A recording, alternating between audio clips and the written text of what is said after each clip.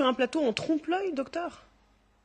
J'en sais rien. Je pense qu'on évalue mal l'épidémie et notamment avec ces chiffres de tests. On soigne une épidémie de tests, quoi. Pas de malades, mais de tests, de courbes, de chiffres, de projections.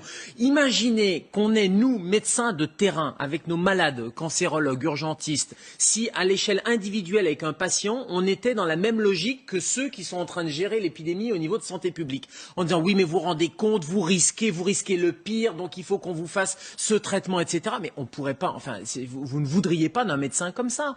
C'est-à-dire que le médecin, il est dans la balance bénéfice-risque en permanence. C'est ce qu'on fait avec tous nos patients tous les jours. Et j'ai l'impression qu'en termes de santé publique et d'épidémiologie, ils sont pas du tout dans la balance bénéfice-risque, alors que le président, lui, l'est dans la balance bénéfice-risque, mais ils sont dans, on voit le pire, donc il faut tout de suite prendre les mesures drastiques, etc. Moi, je trouve ça déraisonnable à date. Et encore une fois, je dis à date, parce que il faut prendre plusieurs paramètres. Alors pourquoi les 5000 cas de contamination? On ne sait pas ce qu'on mesure. On fait des tests positifs, on ne sait pas si c'est des malades, si c'est des anciens malades, si c'est des gens qui ont du virus au fond de la gorge parce qu'ils étaient contaminés il y a 3 mois, si c'est des nouvelles contaminations ou pas. Donc on évalue sur des mauvais critères. Donc on n'a pas le bon critère. Donc prenons plusieurs de ces critères. Moi, il y a un truc qui me fait marrer, c'est les 3000 malades. Enfin, ça me fait marrer, pardon, c'est pas drôle, mais 3000 malades en réanimation. Si chaque année, on confinait le pays pour 3000 malades en réanimation, mais toutes les années, depuis 15 ans, on serait confiné. Pourquoi? Parce que toutes les années, vous avez des gens qui meurent sur les brancards des urgences pour la grippe, pour des pneumopathies qu'on ne peut pas traiter, qu'on ne peut pas prendre en réanimation, parce qu'il n'y a pas de place, parce qu'il y a eu des réductions drastiques de moyens, etc. Ça, il faut le dire aussi. Et puis si l'objectif, c'est de ne pas saturer les services de réanimation, ou si on manque de lits, parce qu'on nous l'a dit, le facteur limitant, c'est le manque de lits, ben pourquoi on n'en crée pas? Pourquoi on ne se donne pas une marge de sécurité qui permettrait de créer ces lits, de réouvrir des hôpitaux de proximité? D'autres pays l'ont fait, ce qui détendrait en plus l'atmosphère de tout le monde et qui donnerait l'impression que l'hôpital va vous soigner et tient réellement. Là, je comprends pas bien. C'est la politique du pire et en même temps, on fait rien en face. Pas de création de lits, pas de tests pour aller dépister les lieux de vectorisation. Vous allez me dire si je ne me trompe, mais non seulement on n'a pas créé de lits, mais des lits ont été supprimés. On continue à fermer, mais bien sûr.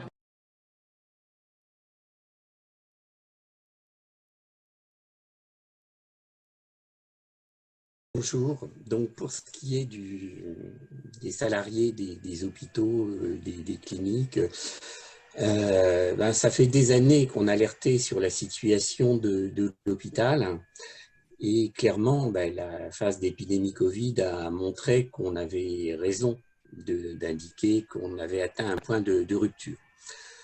Alors là, il y a des négociations des concertations qui débutent au Ségur, dont toutes les organisations infirmières ont été exclues, dont un syndicat de médecins est obligé de passer par la justice pour être reconnu représentatif et siéger dans cette instance. On voit bien que ça se passe un peu mal. Mais dans le même temps, sur le terrain, tout ce qui avait été arrêté pendant la phase Covid reprend. Parce que tous nos petits comptables qui, pendant 2 mois et demi, avaient disparu, étaient en télétravail, et bien depuis le 11 mai, sont revenus avec leur petit tableau de bord, leur petit plan d'économie, et donc on est frappé en direct. Là, vous avez vu la semaine dernière la mobilisation au niveau du CHU de Tours pour essayer d'éviter que l'on ferme des lits, tout simplement parce que pendant la phase Covid, on a réduit l'activité programmée pour pouvoir prendre en charge les patients Covid. Et il s'est passé 2 choses. D'une part, on a transformé les chambres doubles en chambres simples, ce qui a fermé beaucoup de lits. Et puis, il y a un certain nombre de salles qui ont été complètement fermées pour rassembler le personnel sur une salle Covid. Parce que pour gérer un patient Covid hors réanimation, vous avez besoin d'une infirmière pour 4 à 6 patients Covid.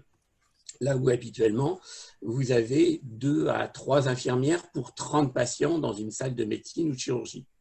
Et là, ce qui se passe, c'est que au lieu de rattraper toute cette activité programmée, parce que alors qu'on a déjà un plan chargé chaque mois, et que 2 mois et demi d'activité programmée se rajoutent, donc on a besoin de davantage de lits, de davantage de personnel pour répondre aux besoins de santé de la population, eh bien nous avons des directions locales qui font l'inverse, c'est-à-dire qui disent bon les chambres double, reste en chambre simple.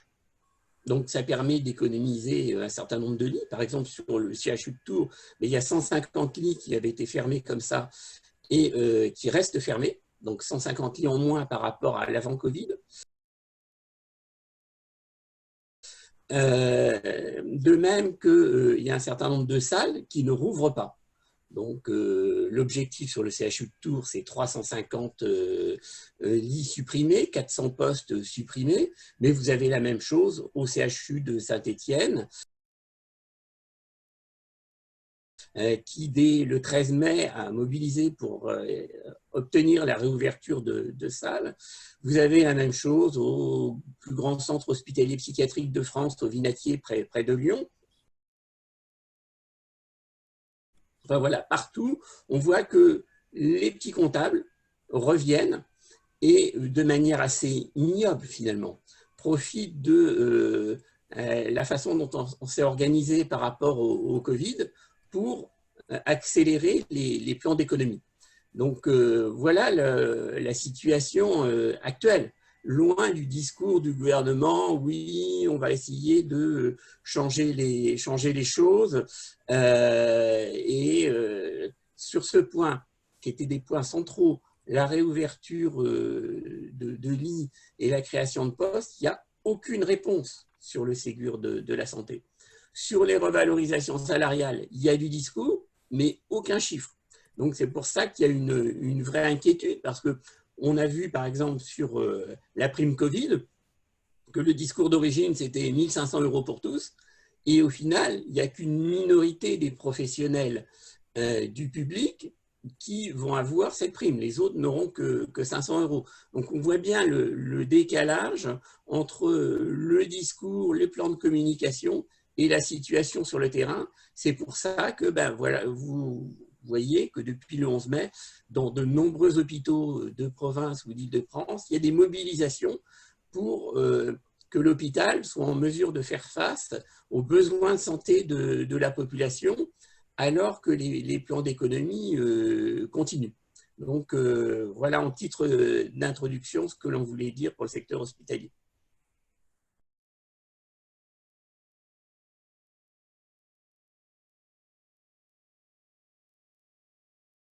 Bonjour Emmanuel Cuny. Bonjour. Le livret A et le livret de développement durable sont très appréciés des Français. La preuve, le mois dernier, 7 milliards d'euros cumulés sur ces deux livrets sur toute la France. Ça commence à faire beaucoup aux yeux du gouvernement. Oui, aujourd'hui, 7 Français sur 10 possèdent un livret A, alors considéré comme le placement le plus populaire, le livret que l'on ouvre à la naissance d'un enfant quand c'est possible, sur lequel on place les quelques économies disponibles au cours de la vie pour faire face en cas de coup dur, dans lequel on va puiser pour les fins de mois difficiles, payer ses impôts, les dépenses imprévues, etc.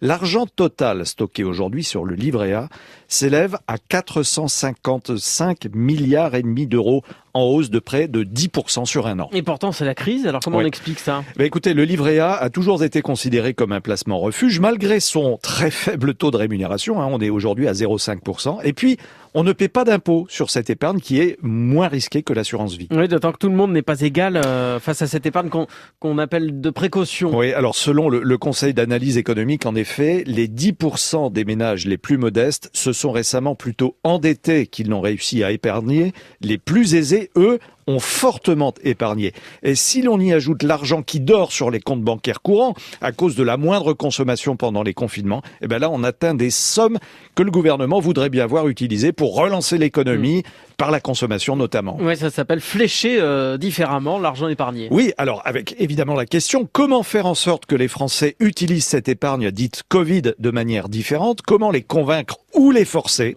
Ce dernier point est clairement soumis à débat dans les rangs du pouvoir. Si nous ne consommons pas ou n'investissons pas dans les entreprises, le gouvernement ira-t-il jusqu'à recourir à des moyens coercitifs comme taxer cette abondante épargne des plus riches ?